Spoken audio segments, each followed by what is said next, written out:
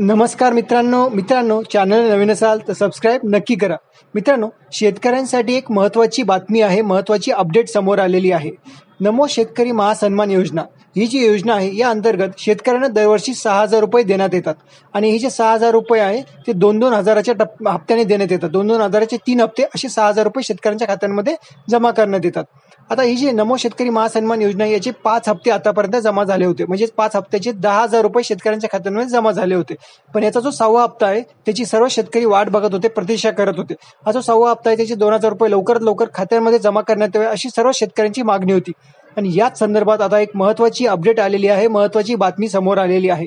मुख्यमंत्री कार्यालयाने आता हा जो 6वा हप्ता आहे नमो शेतकरी महासन्मान योजनेचा तो कोणत्या तारखेला जमा करण्यात येणार आहे याची माहिती खुद्द मुख्यमंत्री कार्यालयानेच आता दिलेली आहे। मित्रांनो, 30 मार्चला गुढीपाडवा आहे आणि या गुढीपाडव्याचं जे मुहूर्त आहे ते मुहूर्त साधूनच आता सरकारने 29 मार्च आणि 30 मार्च असे 2 दिवस 29 मार्च आणि 30 मार्च असे 2 दिवस हा जो हप्ता आहे नमो शेतकरी योजनेचा 6वा हप्ता तो शेतकऱ्यांच्या खात्यांमध्ये जमा करण्याचा निर्णय घेतलेला आहे।